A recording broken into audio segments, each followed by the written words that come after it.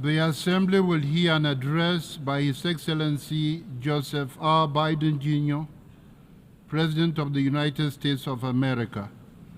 I request protocol to escort His Excellency and invite him to address the Assembly.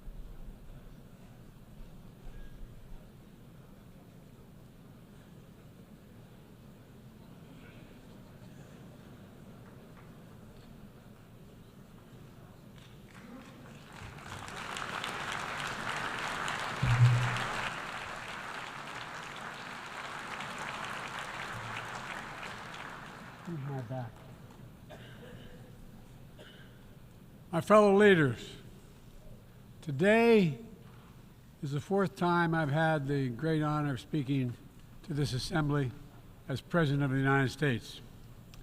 It'll be my last. I've seen a remarkable sweep of history. I was first elected to office in the United States of America as a U.S. Senator in 1972. Now, I know I look like I'm only 40. I know that.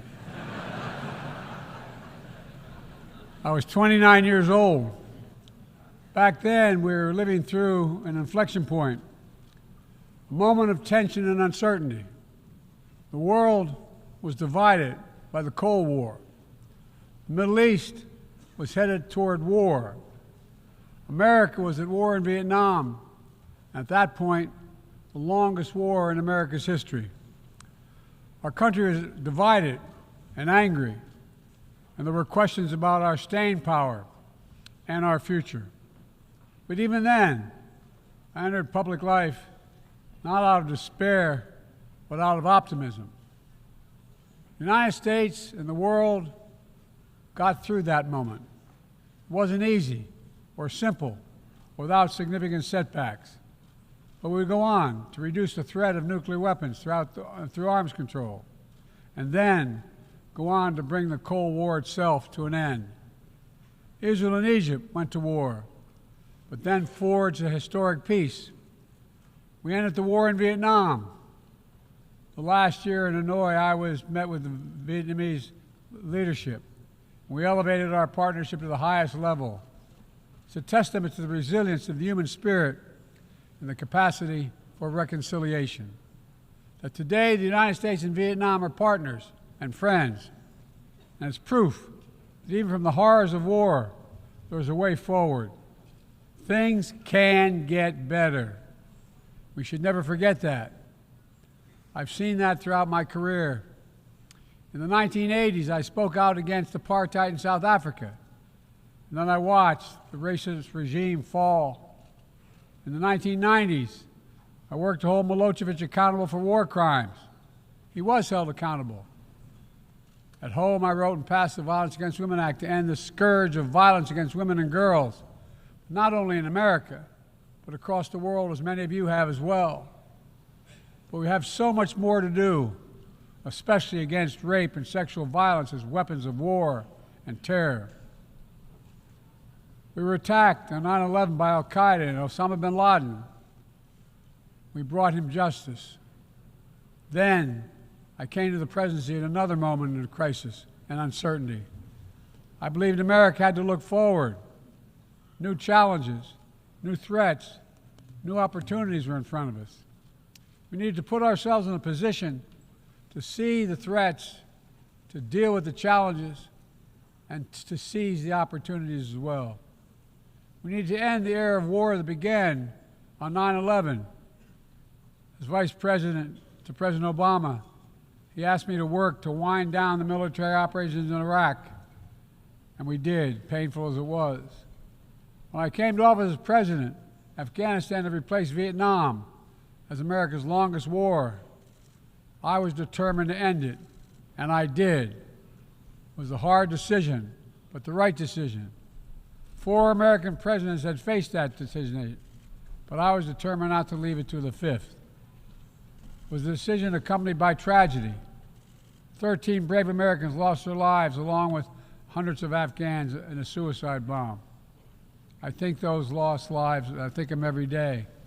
I think of all the 2,461 U.S. military deaths over a long 20 years of that war.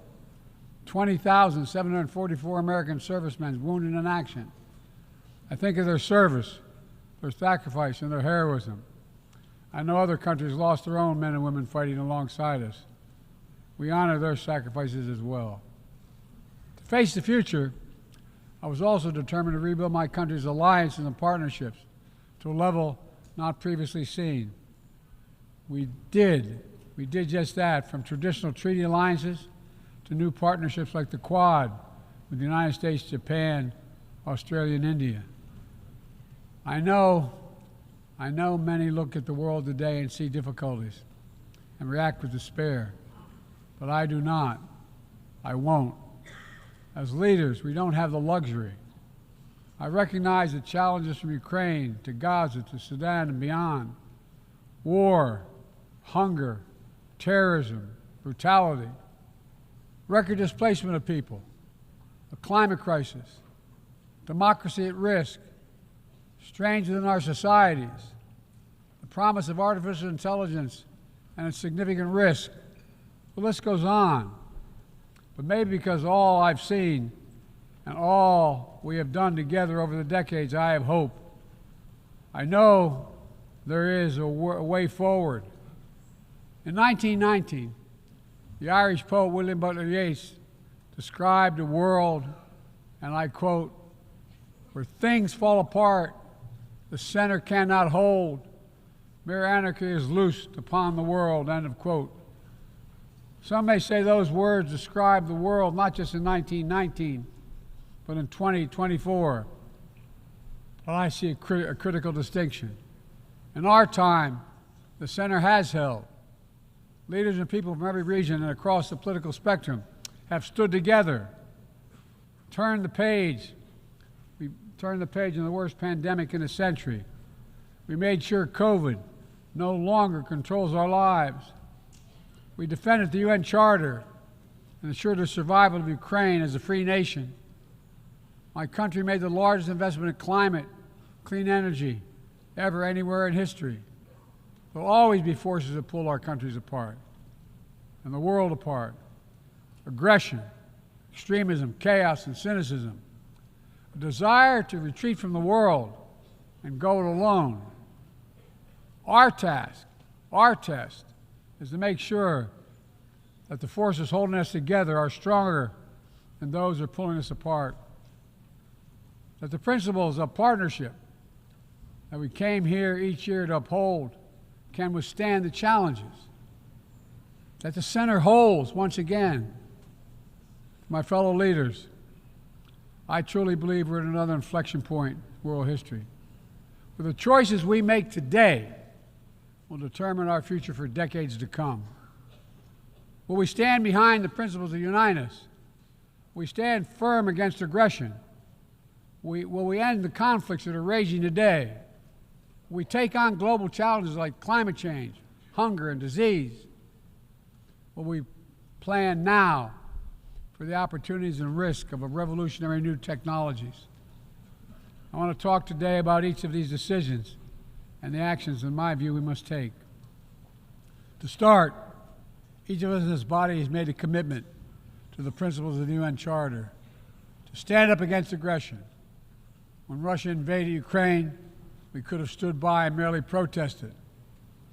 But Vice President Harris and I understood that that was an assault on everything this institution was supposed to stand for. And so, in my direction, America stepped into the breach, providing massive security and economic and humanitarian assistance. Our NATO allies and partners in 50-plus nations stood up as well. But most importantly, the Ukrainian people stood up. I asked the people of this chamber to stand up for them. The good news is Putin's war has failed and at his core aim. He set out to destroy Ukraine, but Ukraine is still free. He set out to weaken NATO, but NATO is bigger, stronger, and more united than ever before, with 2 new members, Finland and Sweden. But we cannot let up. The world now has another choice to make. Will we sustain our support to help Ukraine win this war and preserve its freedom, or walk away and let aggression be renewed and a nation be destroyed? I know my answer. We cannot grow weary. We cannot look away. And we will not let up on our support for Ukraine, not until Ukraine wins a just and durable peace in the UN Charter.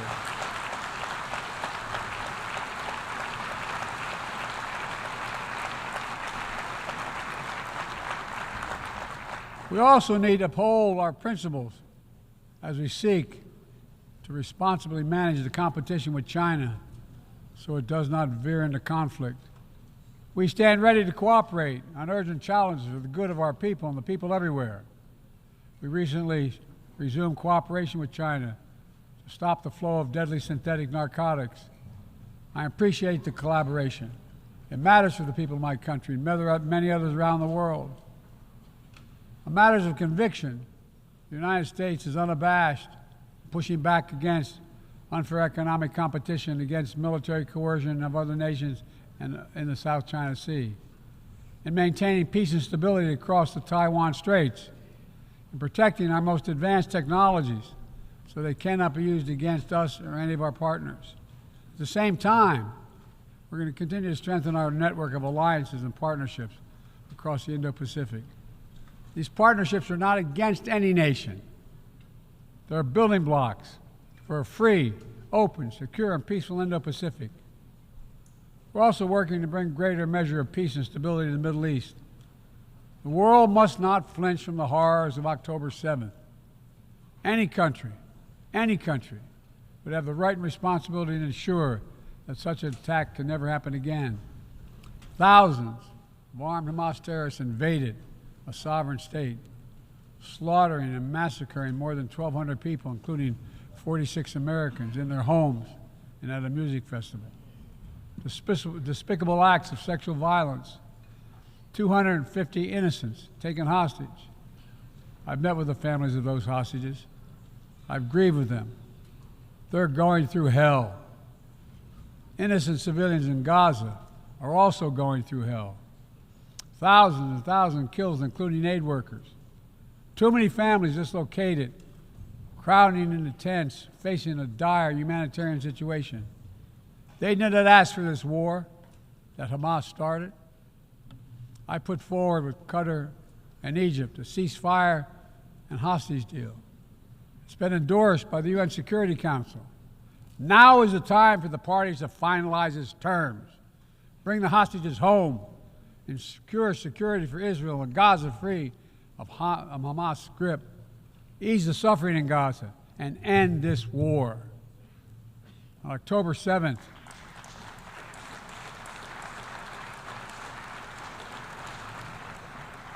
since October 7th, we've also been determined to prevent a wider war that engulfs the entire region.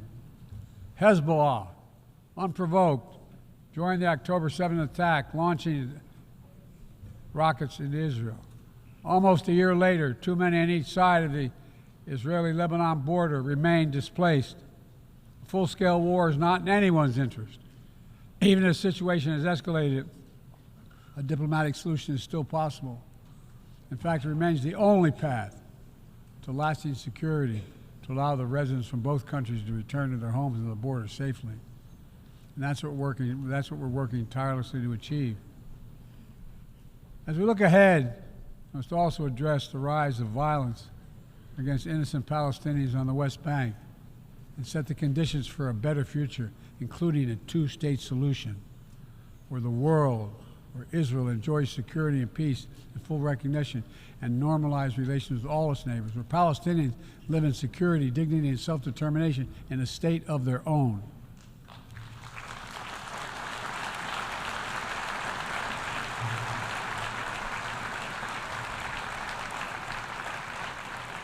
Progress toward peace will put us in a stronger position to deal with the ongoing threat posed by Iran. Together, we must deny oxygen to its terrorist proxies, which have called for more October 7th and ensure that Iran will never, ever obtain a nuclear weapon. Gaza is not the only conflict that deserves our outrage. In Sudan, a bloody civil war unleashed one of the world's worst humanitarian crises. 8 million on the brink of famine. Hundreds of thousands already there. Atrocities in Darfur and elsewhere. The United States has led the world in providing humanitarian aid to Sudan. And with our partners, we've led diplomatic talks to try to silence the guns and avert a wider famine. The world needs to stop arming the generals, to speak with one voice and tell them, stop tearing your country apart. Stop blocking aid to the Sudanese people. End this war now.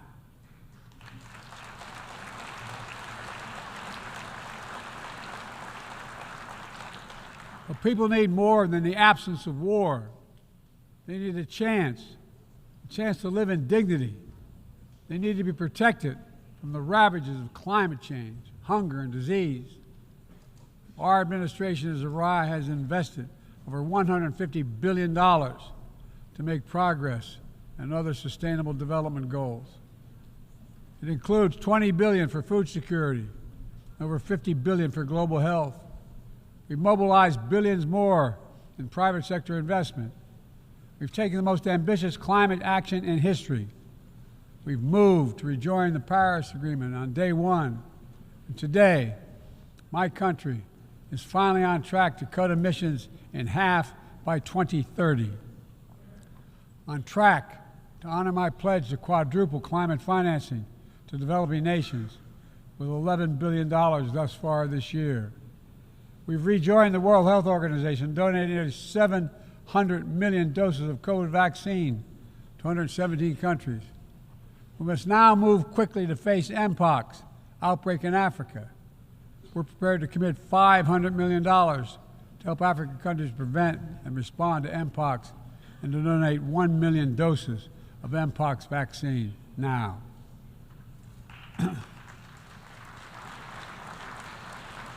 We call on our partners to match our pledge and make this a billion-dollar commitment to the people of Africa. Beyond the core necessities of food and health, the United States, the G7, and our partners have embarked on an ambitious initiative to mobilize and deliver significant finance to the developing world. We're working to help countries build out their infrastructure, to clean energy transition, to their digital transformation, to lay new economic foundations for a prosperous future.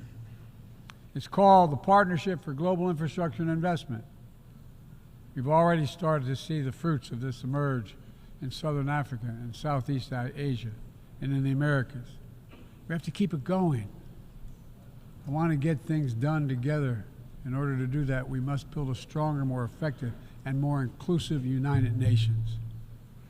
The UN needs to adapt and bring new voices and new perspectives. That's why we support reforming and expanding the membership of the UN Security Council.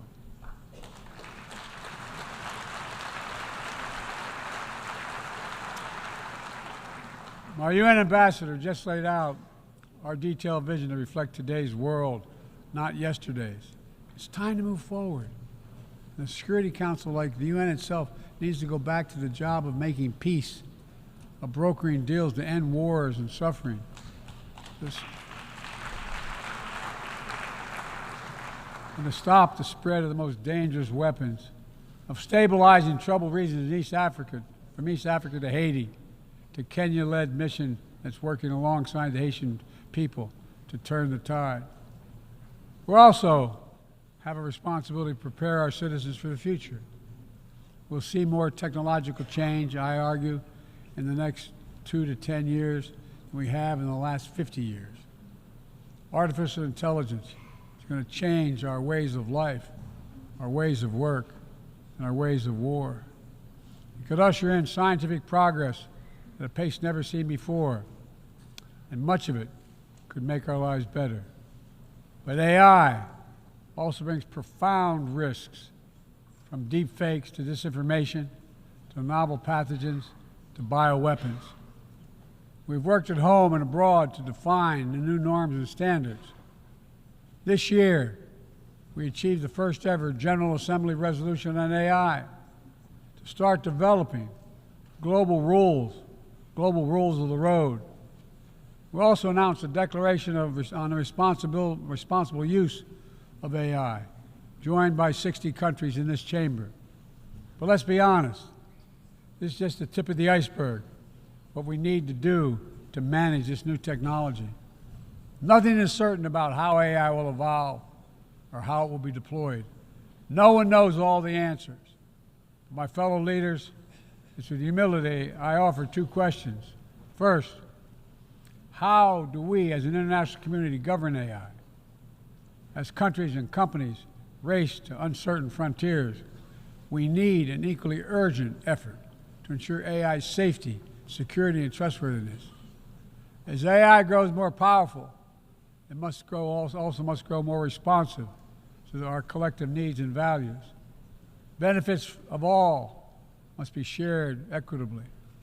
It should be harnessed to narrow, not deepen, digital divides. Second, will we ensure that AI supports rather than undermines the core principles that human life has value and all humans deserve dignity?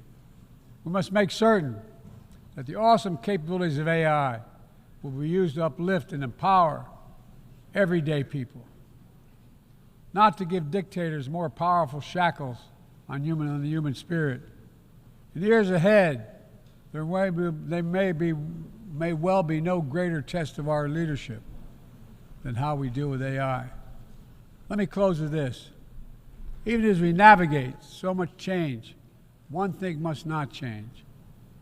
We must never forget who we're here to represent. We, the people. These are the first words of our Constitution, the very idea of America. They inspired the opening words of the UN Charter. I made the preservation of democracy the central cause of my presidency. This summer, I faced a decision whether to seek a second term as president. It was a difficult decision.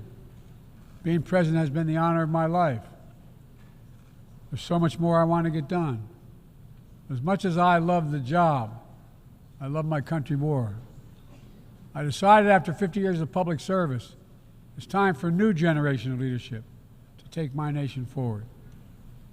My fellow leaders, let us never forget, some things are more important than staying in power. It's your people.